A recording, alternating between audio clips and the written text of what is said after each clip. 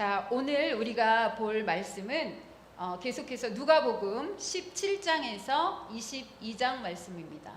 누가복음 17장에서 22장 말씀, 신약성경 124쪽쯤에 있습니다. 찾으시는 동안 우리가 어디쯤 왔는지 아무리 시간이 없더라도 좀 짚고 넘어가는 게 좋을 듯합니다. 본문들이 길어가지고 굉장히 좀 빨리 스피디하게 나가야 하지만 우리가 지금 와 있는 곳은 어디냐면 예수님이 30세부터 3년 공생애를 사셨잖아요. 그것을 이제 유월절을 기점으로 이렇게 나누는데 그렇게 하려면 4번의 유월절이 필요합니다. 마지막 4번째 유월절에 십자가에 못 박혀 돌아가십니다. 그런데 지금이 어디쯤이냐면 3번째 유월절에는 유대 예루살렘으로 내려가서 사역을 하지 않으십니다. 그리고 오병이어의 기적이 일어나고 그 무렵쯤에 세례 요한이 참수를 당합니다. 그 다음에는 은둔 생활을 하시는데 집중해서 제자들을 훈련시키십니다. 그 전까지는 모든 무리들과 함께 했는데 이제 제자들을 훈련시키시는데 주로 북방 갈릴리, 수로보니게, 데가볼리, 헤르몬 지역에 운둔하시면서 이제 그곳에서 훈련을 시키시고 사역을 하십니다. 그리고 나서 우리가 잘 아는 가이사랴 빌립보에서 이 이스라엘 백성들은 나를 누구라고 하느냐, 또 제자들에게 너희는 나를 누구라고 하느냐, 그거 기억나시죠? 이 베드로가 이제 고백을 하는데 그것을 계기로 그 MT를 마치고 이제 예루살렘으로 우리가 갈 것이다 하면서 처음으로 순항고지를 하세요. 내가 예루살렘에 가서 십자가에 못 박혀 고난을 당하고 3일 만에 다시 살아날 거다. 첫 번째, 두 번째 이렇게 해도 무슨 말인지 몰라요. 근데 누가가 여기서 이제 표현하는 거는 그 눈이 가려서 깨닫지 못한다는 이런 표현을 쓰거든요. 그리고 나서 이제 그 어디죠? 가버나움 갔다가 다시 예루살렘으로 내려가셔서 초막절, 수전절 설교를 하십니다. 그리고 나서 바로 이제 십자가를 지시는 게 아니라 초막절이 10월이고 그 다음에 수전절이 12월이에요. 그리고 그 다음 6월절은 4월이니까 아직 좀 개월수가 있잖아요. 한 3개월 동안 어디로 가셨냐면 처음 사역을 시작하셨던 요단 동편 베레아 지역으로 가십니다. 그래서 거기서 3개월 동안 이제 그 사역을, 예수님의 모든 사역을 마무리 지으십니다. 지금 우리가 와 있는 것이 그때예요. 베레아 지역. 그래서 지금 우리가 17장부터 쭉 볼 것에 그 예수님이 말씀하시는데 그 청중들은 누구냐면 어디에 사는 사람들이라고요? 베레아 지역의 세리와 그 다음에 죄인들을 대상으로 이제 제자들과 함께 이제 말씀을 하시는 거고, 그 다음에 바리새인들과 서기관들, 그 사람들은 눈이 시뻘개서 어떻게 하면 이 예수를 죽일 것인가 책잡기 위해서 그때까지도 계속해서 그들을 따라다니고 있다라고 이제 염두에 두시고 우리가 17장으로 들어가도록 하겠습니다. 그 이제 15장, 16장, 17장은 함께 묶어서 생각하는 그런 성경학자 분들이 많으신데 그 이유가 이제 15장부터 그 내용이 이렇게 쭉 알게 모르게 잘 연결이 돼요.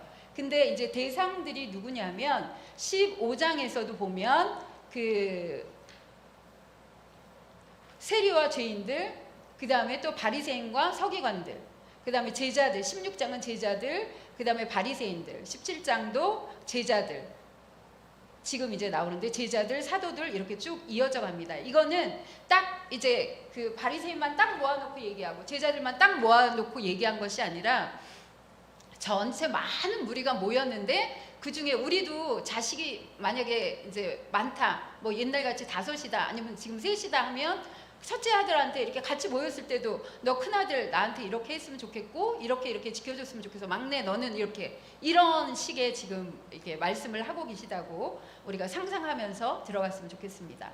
자, 이게 본문이 굉장히 길기 때문에 여기 1절하고 2절을 일단 같이 읽도록 하겠습니다. 17장 1절 2절 같이 읽겠습니다. 시작. 예수께서 제자들에게 이르시되 실족하게 하는 것이 없을 수는 없으나 그렇게 하게 하는 자에게는 화로다. 2절. 그가 이 작은 자 중에 하나를 실족하게 할진대 차라리 연자 맷돌이 그 목에 매어 바다에 던져지는 것이 나으리라.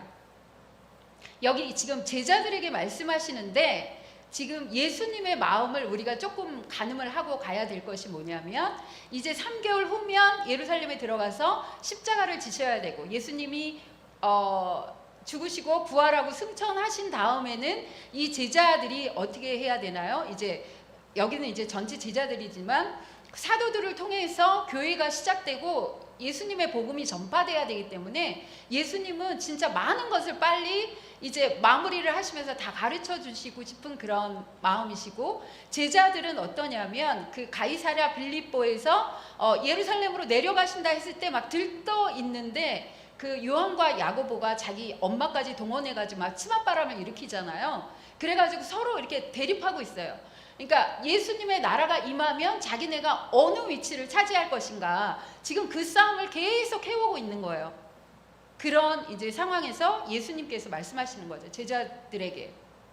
근데 사실은 이 실족하게 하는 것이 없을 수는 없으나 하는 데서 우리가 알 수 있는 것이 뭐냐면 바리새인들을 가르치는 거예요. 바리새인들이 엄청나게 사람들을 실족하게 하잖아요. 왜냐하면 율법의 세부 규칙들을 만들어서 그들이 지킬 수도 없는 것으로 올가매놓고 자기들은 하나도 그 짐을 서기관들하고 지지도 않으면서 이 사람들을 정죄하는, 그래서 그 사람들은 정말 연자맷돌을 목에 걸고 빠지는 것보다 그렇게 한 사람을 실족하는 것이 더 나쁘다 이런 뜻으로 예수님께서 강조하면서 얘기를 하시는 겁니다. 자, 3절부터 쭉 읽을 건데요. 여러분들은 5절하고 10절만 읽어주시면 되겠습니다. 제가 읽을게요. 너희는 스스로 조심하라. 만일 내 형제가 죄를 범하거든 경고하고 회개하거든 용서하라. 만일 하루에 7번이라도 내게 죄를 짓고 7번 내게 돌아와 내가 회개하노라 하거든 너는 용서하라 하시더라. 사도들이 주께 여짜오되 우리에게 믿음을 더하소서 하니 주께서 이르시되 너희에게 겨자씨 한 알만한 믿음이 있었더라면 이 뽕나무더러 뿌리가 뽑혀 바다에 심기어라 하였을 것이요 그것이 너희에게 순정하였으리라. 너희 중 누구에게 밭을 갈거나 양을 치거나 하는 종이 있어 밭에서 돌아오면 그더러 곧 와 앉아서 먹으라 할 자가 있느냐? 도리어 그더러 내 먹을 것을 준비하고 띠를 띠고 내가 먹고 마시는 동안에 수종 들고 너는 그 후에 먹고 마시라 하지 않겠느냐? 명한 대로 하였다고 종에게 감사하겠느냐? 이와 같이 너희도 명령받은 것을 다 행한 후에 이르기를 우리는 무익한 종이라 우리가 하여야 할 일을 한 것뿐이니라 할지니라. 여기까지요. 이제 예수님께서 제자들에게 말씀하시는데 이거는 아마도 돌아온 탕자의 그 큰 아들을 빗대어서 말씀하시는 것 같은데 형제가 죄를 범하거든 계속해서 끊임없이 용서해 주라고 합니다. 그랬더니 사도들이 12제자들이죠. 주께 여짜오되 5절에 우리에게 믿음을 더하소서. 이걸 어떻게 하겠냐는 거예요. 근데 왜 여기서 믿음을 더하여 달라고 했을까요? 인내심이 필요하지 않을까요? 우리가 보통 저기 할 때. 그런데 이들은 믿음을 더하여 달라고 하고 이 예수님은 이제 쭉 지금부터 이 나병 환자의 그 예까지 해가지고 이 믿음이 뭔가에 대해서 설명하고 계십니다. 그 다음에 그 6절부터 얘기하실 때는 뭘 얘기하세요? 우리한테 종이 할 일. 그러니까 어떤 일이 맡겨졌을 때 그것을 칭찬받아서 하고 동기부여가 돼서 하는 것이 아니라 마땅히 해야 할 일로 여기고 하는 것이 그게 종이 할 일이고 그렇게 하면서 이미 보상을 받았다고 생각하는 것이 종의 일이라는 것이죠. 그래서 그것을 제자들이 알고 그렇게 섬겨야 한다고 말씀하고 계십니다. 자, 11절부터 몇 절까지냐면 19절까지 우리 함께 보겠습니다. 예수께서 예루살렘으로 가실 때 사마리아와 갈릴리 사이로 지나가시다가 한 마을에 들어가시니 나병 환자 10명이 예수를 만나 멀리 서서 소리를 높여 이르되 예수 선생님이여 우리를 불쌍히 여기소서 하거늘 보시고 이르시되 가서 제사장들에게 너희 몸을 보이라 하셨더니 그들이 가다가 깨끗함을 받은지라. 15절이요. 그 중에 한 사람이 자기가 낳은 것을 보고 큰 소리로 하나님께 영광을 돌리며 돌아와 예수의 발 아래에 엎드려 감사하니 그는 사마리아 사람이라. 예수께서 대답하여 이르시되 10사람이 다 깨끗함을 받지 아니하였느냐? 그 9은 어디 있느냐? 이 이방인 외에는 하나님께 영광을 돌리러 돌아온 자가 없느냐 하시고 그에게 이르시되 일어나 가라. 내 믿음이 너를 구원하였느니라 하시더라. 믿음을 더하여 달라고 하시니까 이 믿음이 뭔가 마치 나병 환자는 그 죄를 상징하잖아요. 이때 구약에서는 이 죄를 갖다가 어떻게 하냐면은 그냥 값없이 가라 하니까 그냥 간 거예요. 갔는데 가는 중에 고침을 받은 거예요. 그러니까 우리가 죄인인데 죄를 값없이 하나님의 은혜로 구원을 받았다고 아는 그 믿음. 그래서 그것 때문에 하나님께 엎드려 하나님께 영광을 돌리는 삶을 사는 것, 이게 믿음 있는 삶이라는 거죠. 하나님께서 예수님을 통해서 말씀하시는 그 믿음이 바로 여기 있습니다. 그렇게 해서 이 믿음을 보이는 그 제자들의 삶, 그것은 어떻게 해요? 자기가 그 하루 종일 수고하고 또 수고하여도 그것을 기쁨으로 알고 행하는 그런 것이 바로 믿음이다라고 예수님께서 말씀하고 계십니다. 그 다음에 20절부터 우리 끝까지 37절까지 같이 읽도록 하겠습니다. 20절 같이 있습니다. 시작. 바리새인들이 하나님 나라가 어느 때에 임하니까 묻거늘 예수께서 대답하여 이르시되 하나님의 나라는 볼 수 있게 임하는 것이 아니요 또 여기 있다 저기 있다고도 못하리니 하나님의 나라는 너희 안에 있느니라. 또 제자들에게 이르시되 때가 이르리니 너희가 인자의 날 하루를 보고자 하되 보지 못하리라. 사람이 너희에게 말하되 보라 저기 있다 보라 여기 있다 하리라. 그러나 너희는 가지도 말고 따르지도 말라. 번개가 하늘 아래 이쪽에서 번쩍이어 하늘 아래 저쪽까지 비침같이 인자도 자기 날에 그러하리라. 25절이요. 그러나 그가 먼저 많은 고난을 받으며 이 세대에게 버림바 되어야 할지니라. 노아의 때에 된 것과 같이 인자의 때에도 그러하리라. 노아가 방주에 들어가던 날까지 사람들이 먹고 마시고 장가들고 시집가더니 홍수가 나서 그들을 다 멸망시켰으며 또 롯의 때와 같으리니 사람들이 먹고 마시고 사고 팔고 심고 집을 짓더니 롯이 소돔에서 나가던 날에 하늘로부터 불과 유황이 비오듯 하여 그들을 멸망시켰느니라. 30절이요. 인자가 나타나는 날에도 이러하리라. 그날에 만일 사람이 지붕 위에 있고 그의 세간이 그 집 안에 있으면 그것을 가지러 내려가지 말 것이요 밭에 있는 자도 그와 같이 뒤로 돌이키지 말 것이니라. 롯의 철을 기억하라. 무릇 자기 목숨을 보존하고자 하는 자는 잃을 것이요 잃는 자는 살리리라. 내가 너희에게 이르노니 그 밤에 둘이 한 자리에 누워 있음에 하나는 데려감을 얻고 하나는 버려둠을 당할 것이요. 35절이요. 두 여자가 함께 맷돌을 갈고 있음에 하나는 데려감을 얻고 하나는 버려둠을 당할 것이니라. 36절 얻고 37절. 그들이 대답하여 이르되 주여 어디 오니이까? 이르시되 주검이 있는 곳에는 독수리가 모이느니라 하시니라. 이제 거기 있던 바리새인이 하나님의 나라가 어느 때에 임하냐라고 물어요. 그랬더니 예수께서 이제 대답하시는데 세 가지로 대답하십니다. 20절에 볼 수 있게 임하는 것이 아니다. 또 21절에 두 번 또 여기 있다 저기 있다라고도 못한다. 그러니까 장소를 알 수 없다는 거죠. 그리고 나서 뭐라고 얘기하시냐면 너희 안에 있다고 하십니다. 너희 안에. 이때 이 유대 사람들의 풍습은 뭔가를 토론하고 얘기를 할 때 그 토론자가 가운데 서고 사람들이 쭉 이렇게 둘러서서 토론을 했다고 해요. 그러니까 여기서 너희 안이라는 건 among you, 너희들 안에 있다. 누구예요? 바로 나, 예수님을 가리키는 거죠. 그 하나님의 나라는 그래서 이미 임했다. 예수님께서 오셨기 때문에. 근데 그것을 알아들은 자들이 없죠. 그 다음에 22절을 보니까 제자들에게 이르시되 때가 이르리니 너희가 인자의 날 하루를 보고자 하되 보지 못하리라.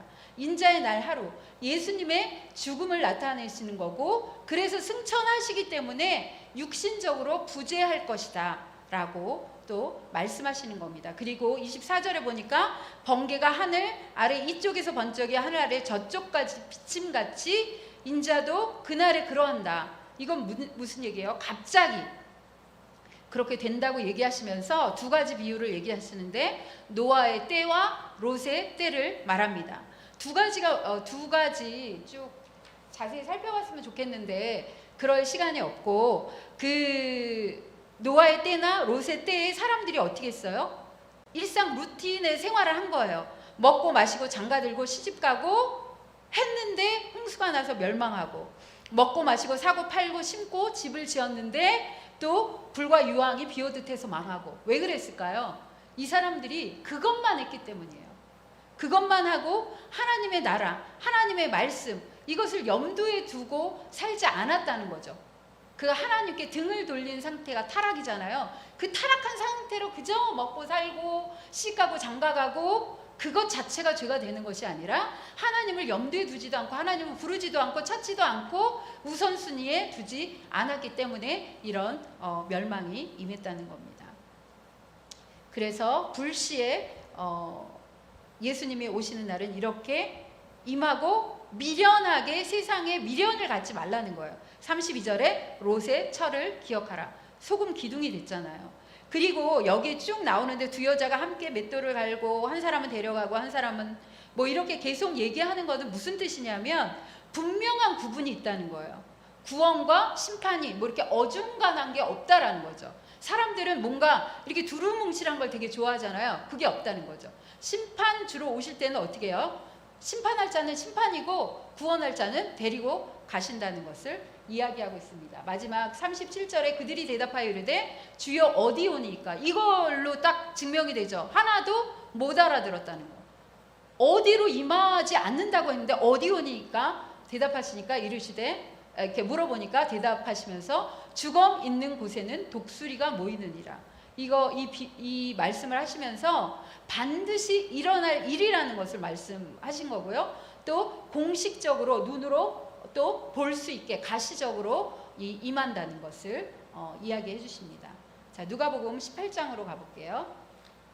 자, 1절은 다 함께 읽겠습니다. 1절, 2절까지 시작. 예수께서 그들에게 항상 기도하고 낙심하지 말아야 할 것을 비유로 말씀하여 이르시되 어떤 도시에 하나님을 두려워하지 않고 사람을 무시하는 한 재판장이 있는데 그 도시에 한 과부가 있어 자주 그에게 가서 내 원수에 대한 나의 원한을 풀어주소서 하되 그가 얼마 동안 듣지 아니하다가 후에 속으로 생각하되 내가 하나님을 두려워하지 않고 사람을 무시하나 5절이요 이 과부가 나를 번거롭게 하니 내가 그 원한을 풀어주리라. 그렇지 않으면 늘 와서 나를 괴롭게 하리라 하였느니라. 주께서 또 이르시되 불의한 재판장이 말한 것을 들으라. 하물며 하나님께서 그 밤낮 부르짖는 택하신 자들의 원한을 풀어주지 아니하시겠느냐. 그들에게 오래 참으시겠느냐. 내가 너희에게 이르노니 속히 그 원한을 풀어주시리라. 그러나 인자가 올 때 세상에서 믿음을 보겠느냐 하시니라. 자, 예수님께서 그 모여있는 사람들에게 항상 기도하고 낙심하지 말 것을 이제 비유로 말씀하시는데 그 재판장이 있다고 그랬잖아요. 이때는 돈 주고 매매하던 그런 직이래요. 그래서 불의한 재판장 하면 사람들이 벌써 탁 떠오르는 거죠. 멀리 있는 게 아니라 그들 가까이 있던 이 불의한 재판관이 이제 하나님도 두려워하지 않고 사람도 두려워하지 않으니까 그냥 자기 멋대로 하고 있었는데 한 과부가 와가지고 계속 귀찮게 하는 거죠. 자주 그에게 가서 원수의 원한을 풀어달라 하니까.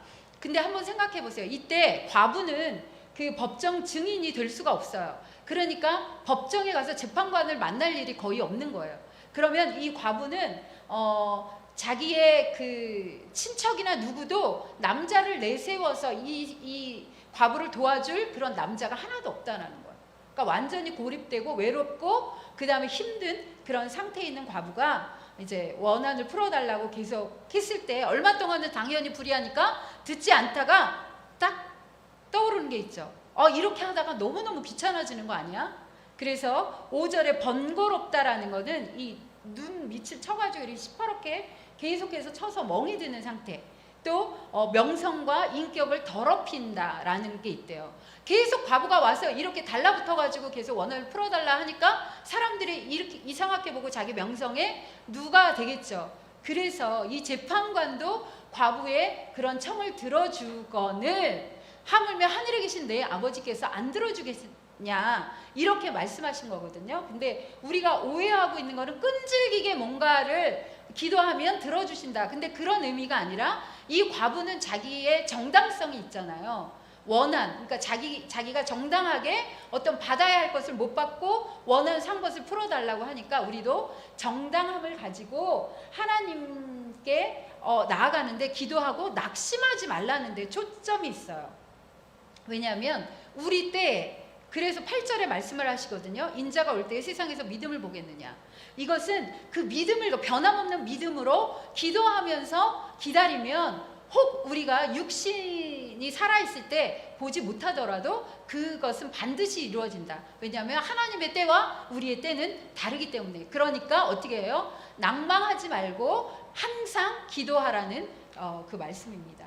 자, 그 다음에 바리새인과 세리 비유가 나옵니다. 9절에서 14절. 9절 제가 읽을게요. 또 자기를 의롭다고 믿고 다른 사람을 멸시하는 자들에게 이 비유로 말씀하시되 10절이요.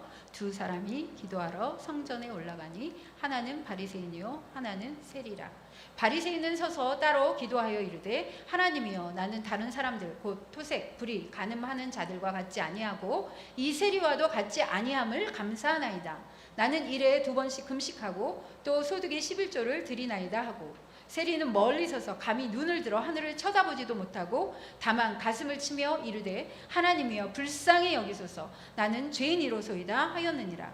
내가 너희에게 이르노니 이에 저 바리새인이 아니고 이 사람이 의롭다 하심을 받고 그의 집으로 내려갔느니라. 무릇 자기를 높이는 자는 낮아지고 자기를 낮추는 자는 높아지리라 하시니라.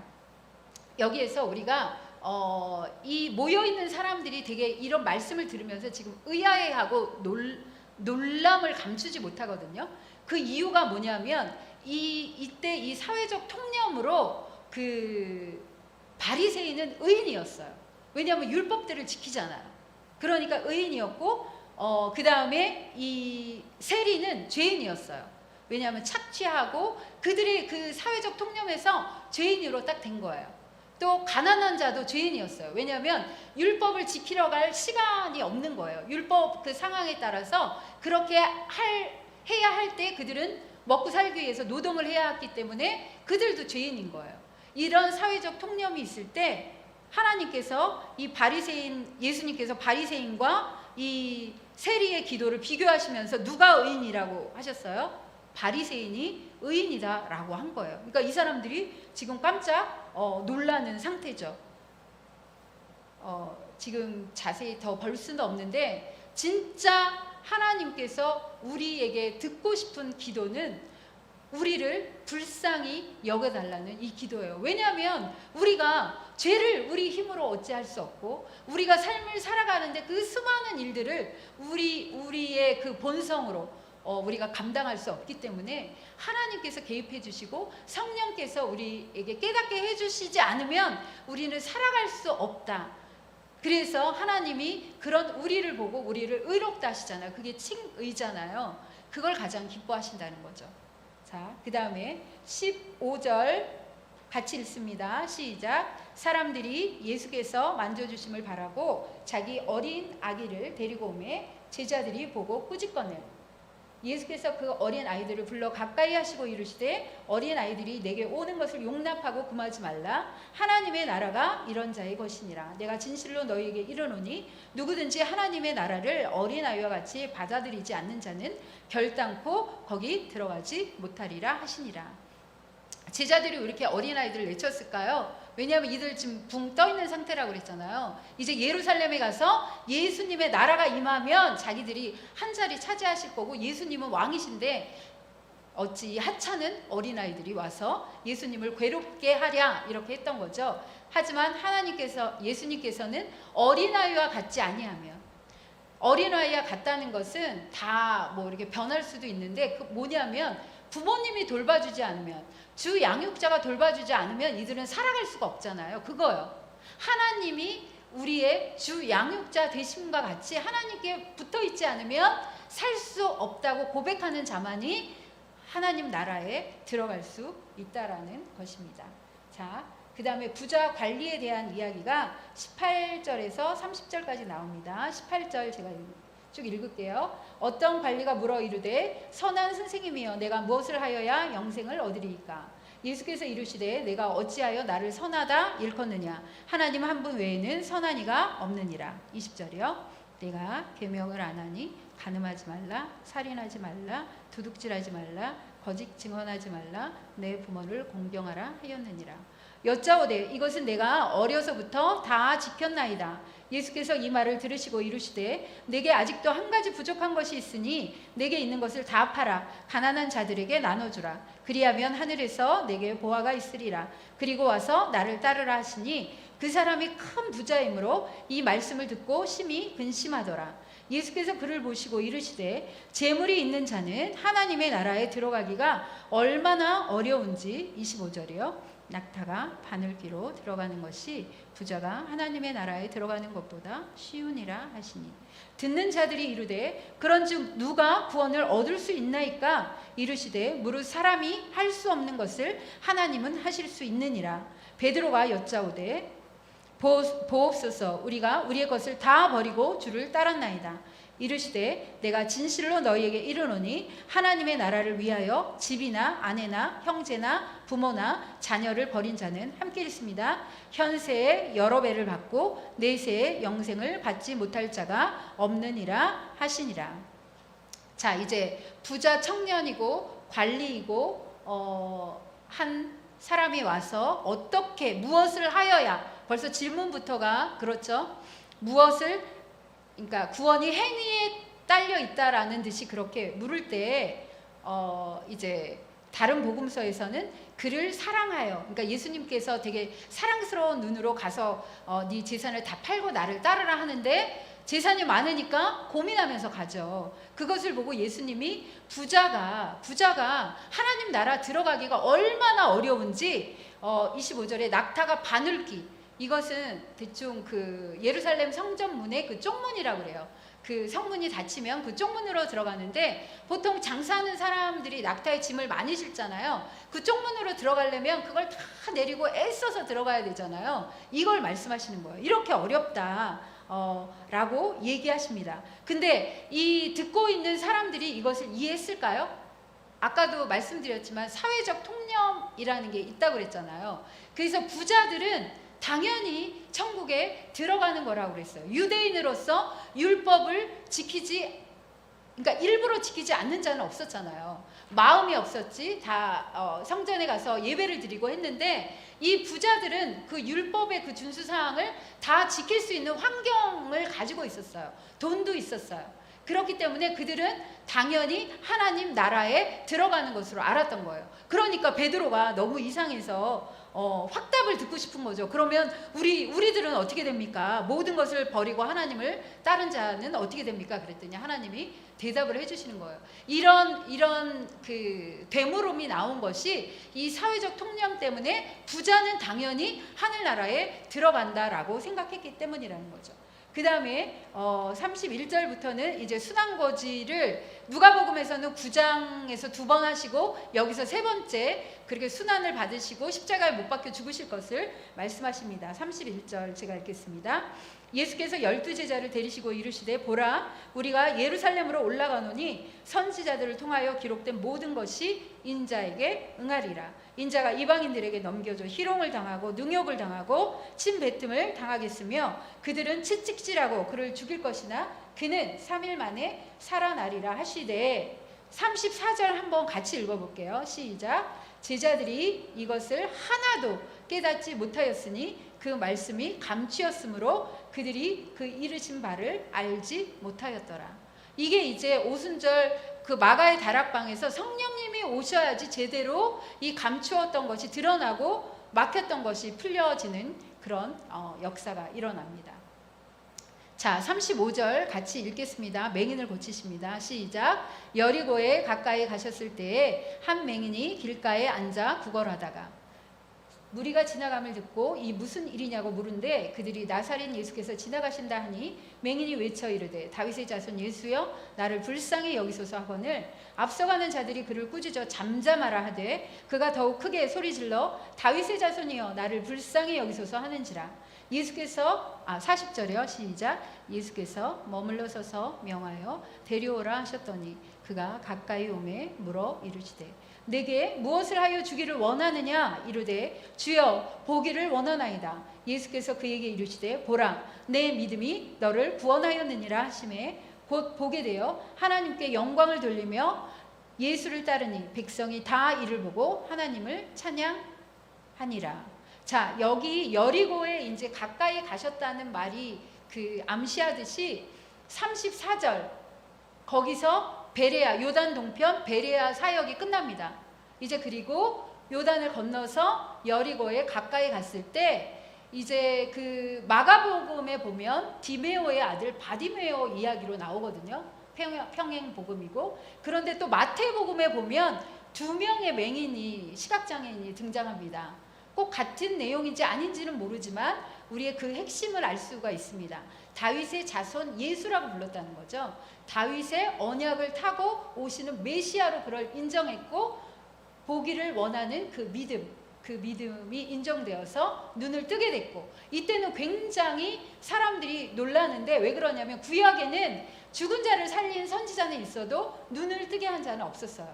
그리고 이사야에서는 맹인이 눈을 뜬다, 보게 된다 이런 말들이 있잖아요. 그러니까 사람들이 놀래고 이게 웬일 했는데도 또 메시아임을 의심하는 자들이 계속 있었습니다. 자, 이제 누가복음 19장으로 가보도록 하겠습니다. 자, 1절, 2절 함께 읽을게요. 시작. 예수께서 여리고로 들어가 지나가시더라. 삭개오라 이름하는 자가 있으니 세리장이요 또한 부자라. 그가 예수께서 어떠한 사람인가 하여 보고자 하되 키가 작고 사람이 많아 할 수 없어 앞으로 달려가서 보기 위하여 돌 무화과 나무에 올라가니 이는 예수께서 그리로 지나가시게 되밀어라. 5절이요. 예수께서 그곳에 이르사 쳐다보시고 이르시되 삭개오야 속히 내려오라. 내가 오늘 내 집에 유하여야 하겠다 하시니 급히 내려와 즐거워하며 영접하거늘 무사람이 보고 수군거려 이르되 저가 죄인의 집에 유하러 들어갔도다 하더라. 삭개오가 서서 주께 여짜오되 주여 보시옵소서 내 소유의 절반을 가난한 자들에게 주겠사오며 만일 누구의 것을 속여 빼앗은 일이 있으면 내 갑절이나 갚겠나이다. 주께서 이르시되 오늘 구원이 이 집에 이르렀으니 이 사람도 아브라함의 자손임이로다. 10절이요. 인자가 온 것은 잃어버린 자를 찾아 구원하려 함이니라. 자, 우리가 잘 아는 이 삭개오 이야기고요. 삭개오의 이름의 뜻은 옳은, 의로운 이런 이름을 가졌음에도 불구하고 그가 세리였고 세리장이었어요. 세리는 이때 죄인 취급을 받는다 그랬잖아요. 그러니까 죄인이에요. 그런데 그가 예수님을 만나고 이제 예수님이 부르셔서 그 집에 갔을 때 그 8절에 보면 삭개오가 예수님 안에 앉아 계시고 삭개오가 서서 주께 여짜오되 주여 보시옵소서 내 소유의 절반을 가난한 자들에게 주겠사오며 만일 누구의 것을 속여 빼앗은 일이 있으면 내 갑절이나 갚겠나이다. 이거는 그렇게 하겠다고 예수님을 만나서 이제 회심했으니까 그렇게 하겠다고 쓰여 있는 것 같잖아요. 그런데 앵커 바이블하고 여러 군데를 이렇게 찾아보니까 거기에서는 이게 미래형이 아니라 습관적 행동, 옛날 과거부터 그렇게 해오고 있었다는 것을 이야기하고 있습니다. 그러면 이 삭개오가 도대체 언제 예수님을 만나고 회심했다는 말인가 이렇게 말씀하실 수도 있는데 그거는 이제 누가복음 3장 12절 13절에 보니까 세례 요한한테 세례를 받는 거예요. 세리들도 세례를 받고자 하여 와서 이르되 선생이여 우리는 무엇을 하리이까 하매 이르되 부과된 것 외에는 거두지 말라 하고 그 다음에 이 세례 요한이 속했던 쿰란 공동체의 그 법으로는 만약에 누구한테 속여 빼앗은 것이 있으면 4배나 물어줘야 하는 것이 있었대요. 율법에는 아니잖아요. 율법에는 5분의 1을 더하여서 주는 거잖아요. 그러니까 분명히 세례 요한의 영향을 받았을 거다라고 학자들은 이야기하더라고요. 우리는 알 수는 없지만 일단은 이 삭개오가 이미 회심해서 그 제자의 하나님께 속한 사람의 그 삶을 살고 있었다는 거죠. 너무 놀랍고 대단한 일 아닐까요? 그 세리라는 직업을 행하면서도 그가 그런 삶을 영위하고 있었다는 거죠. 그래서 예수님께서 10절의 결론으로 얘기하시죠. 인자가 온 것은 잃어버린 자, 이 삭개오 같이 죄인 취급을 받는 이 잃어버린 자를 찾아 구원하려 함이니라. 자, 11절부터 우리 좀 긴데 27절까지 함께 교독하도록 하겠습니다. 11절 제가 읽습니다. 그들이 이 말씀을 듣고 있을 때에 비유를 더하여 말씀하시니 이는 자기가 예루살렘에 가까이 오셨고 그들은 하나님의 나라가 당장에 나타날 줄로 생각함이더라. 이르시되 어떤 귀인이 왕위를 받아가지고 오려고 먼 나라로 갈 때에 그종 열을 불러 은화 10문화를 주며 이르되 내가 돌아올 때까지 장사하라 하니라. 그런데 그 백성이 그를 미워하여 사자를 뒤로 보내어 이르되 우리는 이 사람이 우리의 왕됨을 원하지 아니하나이다 하였더라. 15절이요. 귀인이 왕위를 받아가지고 돌아와서 은화를 준 종들이 각각 어떻게 장사하였는지를 알고자 하여 그들을 부르니 그 첫째가 나와 이르되 주인이여 당신의 한 문화로 10문화를 남겼나이다. 주인이 이르되 잘하였다 착한 종이여 내가 지극히 작은 것에 충성하였으니 10 고을 권세를 차지하라 하고 그 둘째가 와서 이르되 주인이여 당신의 한 문화로 5문화를 만들었나이다. 주인이 그에게도 이르되 너도 5 고을을 차지하라 하고 20절이요. 또 한 사람이 와서 이르되 주인이여 보소서 당신의 한 문화가 여기 있나이다. 내가 수건으로 쌓아 두었나이다. 이는 당신이 엄한 사람인 것을 내가 무서워함이라. 당신은 두지 않은 것을 취하고 심지 않은 것을 거두나이다. 주인이 이르되 악한 종아 내가 내 말로 너를 심판하노니 너는 내가 두지 않은 것을 취하고 심지 않은 것을 거두는 엄한 사람인 줄로 알았느냐? 그러면 어찌하여 내 돈을 은행에 맡기지 아니하였느냐? 그리하였으면 내가 와서 그 이자와 함께 그 돈을 찾았으리라 하고 곁에 섰는 자들에게 이르되 그 한 문화를 빼앗아 10 문화 있는 자에게 주라 하니 25절 그들이 이르되 주여 그에게 이미 10 문화가 있나이다. 주인이 이르되 내가 너희에게 말하노니 무릇 있는 자는 받겠고 없는 자는 그 있는 것도 빼앗기리라. 그리고 내가 왕됨을 원하지 아니하던 저 원수들을 이리로 끌어다가 내 앞에서 죽이라 하였느니라. 아멘. 이건 10 문화의 비유예요. 달란트의 비유와 좀 많이 틀리죠. 우리가 어떤 자세로 이 삶을 살아가야 할까라는 데 초점을 맞추고 있는데 그 이제 문화에 대한 거를 찾아봤는데 1 문화가 한 그 1,000만 원 정도, 1,000만 원에서 1,500만 원 정도라고 말하는 학자들도 있고 그 제가 보고 있는 앵커 바이블에는 20에서 25달러밖에 안 된대요. 근데 중요한 거는 뭐냐 하면 장사하기에는 턱없이 부족한 그런 돈이라는 거예요. 그것을 한 문화씩 나눠주고 이제 갔는데 여기 이제 그 어떤 귀인이 왕위를 가지고 이러면 우리는 뭔가를 이제 상상해야 되는데 이 시대 사람들은 이게 누구를 의미하고 어떤 일인지를 다 알고 있어요. 그게 이제 너무 얘기가 길어서 말씀을 못 드리겠는데 하여튼간 그렇게 해서 이 사람들이 잘 알고 있는 이 비유를 써서 예수님은 항상 귀에 쏙쏙 들어가게 이렇게 비유로 말씀하시는 거죠. 그런데 이상한 것은 뭐냐면 한 사람이 수건으로 싸두었대요. 근데 이때 만약에 귀중한 것이나 보물이나 이런 거 귀한 것을 보관하려면 어떻게 해요? 우리가 잘 알듯이 땅을 파고 묻어야 돼요. 그러니까 수건에 싸두었다는 거는 하찮게 취급했다라는 거예요. 아 그냥 오면 뭐 드리면 되지 이런 식으로. 그 다음에 여기에 있던 그 사람들이 조금 그 두려워했던 게 뭐냐면 이 주인이 반드시 돌아올까? 안 돌아오는 경우도 있을 텐데 돌아올까? 이런 거에 의심을 가졌고 그 다음에 이렇게 작은 걸 가지고 어떻게 이익을 남기지? 이것마저도 본전을 잃어버리면 어떡하지? 이런 것들에 대한 두려움이 있었다는 거예요. 이 10사람들 모두. 그런데 이 한 사람을 빼놓고 여기서 뭐 첫째, 둘째밖에 안 나오지만 나머지도 순종했던 것으로 보여요.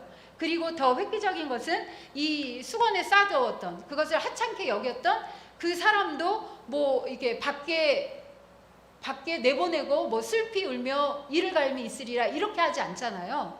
그냥 놔두고 그 사람이 가져있던 문화를 10문화 가진 사람에게 더 보너스로 주는. 그리고 벌은 누가 받아요? 벌은 왕됨을 원치 않았던 자. 그러니까 심판은 누가 받냐면 예수님이 왕이심을 믿지 않는, 하나님의 아들이시고 우리의 죄를 위해서 오신 메시아임을 믿지 않는 자들이 받는다는 이 비유가 굉장히 달란트 비유라는 건 틀리죠.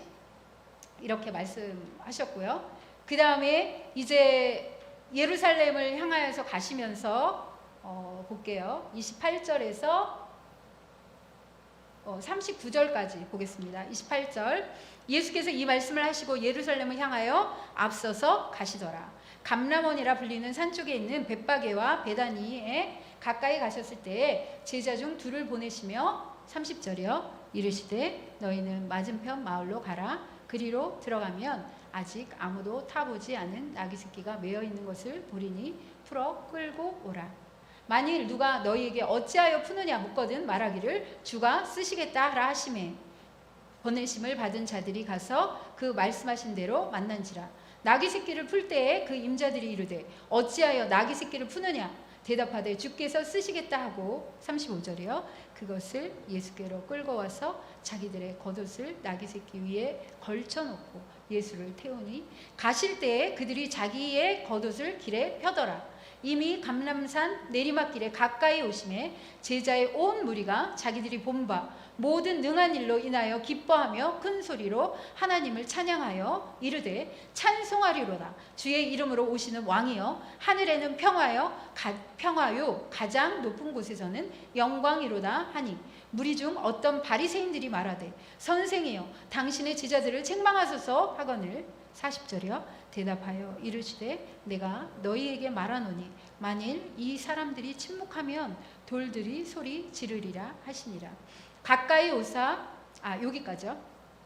이제 예루살렘으로 향하여서 가시는데 벳바게와 베다니는 굉장히 좀 못 사는 마을들입니다. 베다니는 나병 환자가 많고 그 다음 벳바게는 그 이름 자체가 덜익은 무화과 나무의 집. 덜익은 무화과는 가난한 자들이 따먹었잖아요. 이런데 가까이 가셨을 때 제자 중 둘을 보내시며 뭘 끌고 오라고 그래요? 나귀 새끼 매여 있는 것.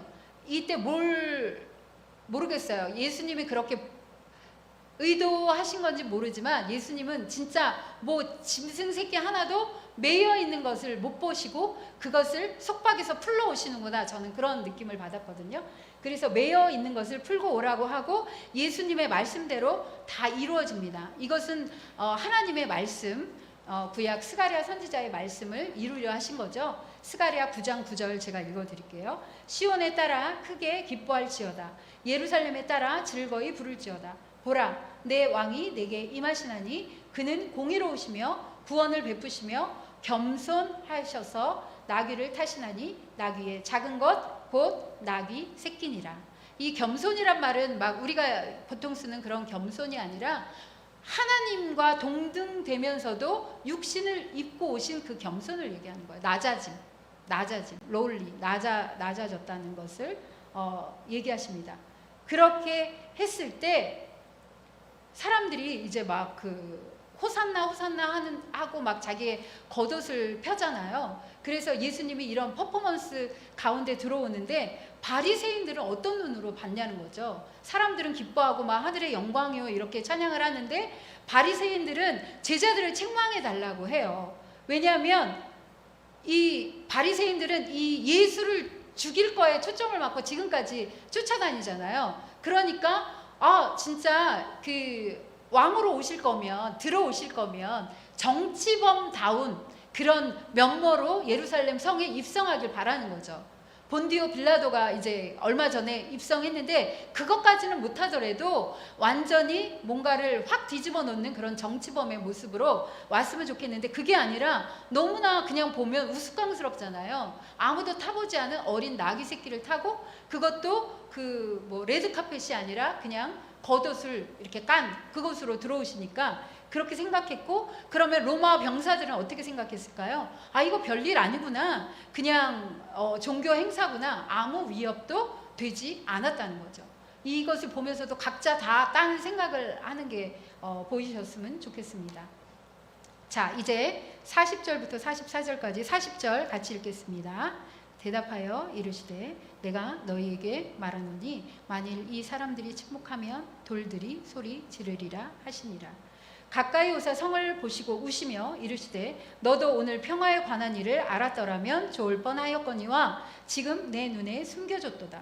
날이 이를지라 내 원수들이 토둔을 쌓고 너를 둘러 사면으로 가두고 또 너와 및 그 가운데 있는 내 자식들을 땅에 메어치며 돌 하나도 돌 위에 남지 아니하리니 이는 내가 보살핌 받는 날을 알지 못함을 이남이니라 하시니라. 이제 예루살렘이 무너질 것을 보고 우셨는데 이거는 통곡이래요. 통곡하셨고 자녀를 향한 그 애끓는 마음, 애통한 마음을 가지고 통곡하시는 예수님의 심정이 알아졌으면 좋겠습니다. 자, 그리고 성전에 들어가시죠. 45절 같이 읽겠습니다. 성전에 들어가사 장사하는 자들을 내쫓으시며 그들에게 이르시되 기록된 바 내 집은 기도하는 집이 되리라 하였거늘 너희는 강도의 소굴을 만들었도다 하시니라. 예수께서 날마다 성전에서 가르치시니 대제사장들과 서기관들과 백성의 지도자들이 그를 죽이려고 꾀하되 함께 읽습니다. 백성이 다 그에게 귀를 기울여 들으므로 어찌할 방도를 찾지 못하였더라. 이제 첫 번째 6월절에 예루살렘에서 성전의 모든 것들을 채찍을 만드셔서 둘러 엎으시면서 공생애의 빵빠레를 울리셨잖아요. 여기서도 지금 성전에 들어가셔서 둘러 엎으십니다. 그런데도 어떻게 하지 못하죠. 이제 때가 이제 가까이 왔는데 그것은 예수님이 그 때를 십자가에 못 박히실 때를 정하시기 때문입니다. 자, 이제 월요일이 이렇게 지나간 거거든요. 그리고 화요일날 종교 지도자들과 마지막 이렇게 변론을 하고 승리하십니다. 시편 110편 1절 말씀을 가지고 그것이 누가복음 20장에서 21장 4절에 나와 있고요. 그 다음에 이제 여러분들이 읽으실 거예요. 그 다음에 감람산에서 긴 강설이 21장 5절부터 38절, 그 다음에 예수를 죽일 음모를 꾸미는 그 가룟 유다 그 얘기가 누가복음 22장 1절에서 6절, 그 다음에 세족식과 최후의 심판, 최후의 만찬 이야기가 누가복음 22장 7절에서 38절, 그 다음에 겟세마네 동산에서의 기도와 체포당하심이 누가복음 22장 39절에서 53절, 그 다음에 대제사장의 질문과 베드로가 그 세 번 닭이 울 때 세 번 배반하는 그 내용이 누가복음 22장 54절에서 71절에 나옵니다. 자, 이렇게 해서 우리가 누가복음 22장까지를 이번 주에 이렇게 보실 건데요. 굉장히 어려워요. 그러니까 하루에 한 장인데 그래도 분량이 막 22장 같은 거는 71절까지 있거든요. 그러니까 한 번에 앉은 자리에서 다 묵상하고 읽고 하시면 좋지만 진짜 깊이 가려면 좀 뭐 이렇게 오전에 반, 오후에 반 해도 좋을 것 같다라는 생각이 개인적으로 들었습니다. 너무 중요한 내용들인데 그냥 훅 읽고 마는 것은 좀 그럴 것 같아요. 자, 우리가 들은 말씀을 가지고 함께 기도했으면 좋겠습니다. 아까 바리새인과 그 세리의 기도, 바리새인은 자기네가 기도하는 섹션이 따로 있었다고 그래요. 그리고 사람에게 보이려고 저기 회당과 그 거리 중심에서 기도했다고 그랬잖아요. 근데 세리, 죄인으로 그 책망받는 세리는 어떻게 기도했어요? 긍휼을 베풀어 달라고. 내가 죄인이라고 긍휼을 베풀어 달라고. 우리가 이런 마음을 가지고 하나님께 나아갔으면 좋겠어요. 저도 계속해서 하나님께 기도하는 것이 불쌍히 여겨달라고, 긍휼을 베풀어 달라고, 우리의 다음 세대 유치부 유초등부부터. 그 다음에 전영준 장로님, 그 다음에 우리의 삶, 계속 하나님께 이렇게 하겠다고 주일 말씀 듣고 결단하고 자꾸 넘어지잖아요. 하나님 긍휼을 베풀어 달라고. 예수님께서 말씀하신 그 믿음을 가지고 정말 무익한 종이라고 기쁨으로 섬기고 정말 그 끝까지 용서할 수 있는 것 우리의 힘이 아니잖아요. 하나님이 긍휼을 베풀어서 우리를 그렇게 예수님 닮아가는 삶을 살도록 하실 때 우리가 그렇게 살 수 있는 거잖아요. 자, 이것을 위해서 우리 함께 기도하겠습니다. 주여 한번 외치고 기도할까요? 저기